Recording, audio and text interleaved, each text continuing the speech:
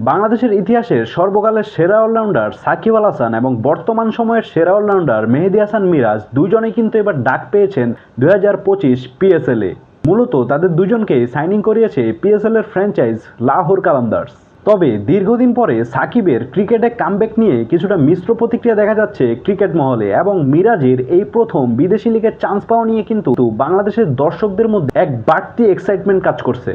মূলত দীর্ঘদিন পরে পিএসএল এর মাধ্যমে মাঠে কামব্যাক করলো সাকিব আল হাসান। তবে পিএসএল এর প্রথম ম্যাচে তাকে কিছুটা ক্লান্ত এবং স্নায়ুচাপের মধ্যেই দেখা গিয়েছে।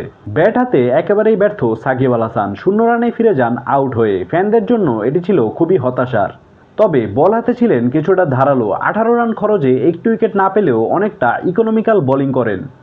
ফিল্ডিংয়ের ক্ষেত্রেও তাকে কিছুটা আনফিট মনে হচ্ছিল। তবে দীর্ঘদিন পর মাঠে নেমেছে, এটাই কিন্তু একটি অন্যরকম মানসিক চাপ।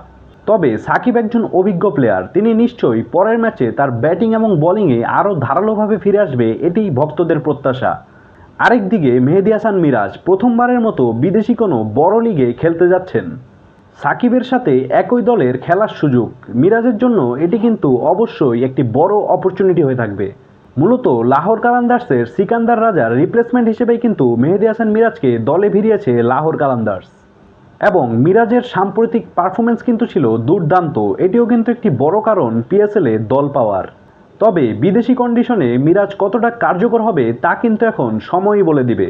তবে সাকিবের ফেরা নিয়ে কিছুটা হতাশা থাকলেও আমরা জানি সাকিব জানে কিভাবে ব্যাক করতে হয়। আশা করি পরবর্তী ম্যাচে ফিরে আসবে সাকিব আল হাসান এবং মেহেদী হাসান মিরাজও তার সেরাটা দেওয়ার চেষ্টা করবে পিএসএল এ। তো গাইস, দেখা যাক পিএসএল এ তাদের দৌড় কত দূর যায়। তো গাইস, নিশ্চয়ই আপনার মতামত জানাবেন কমেন্ট বক্সে। দেখা হবে পরবর্তী ভিডিওতে।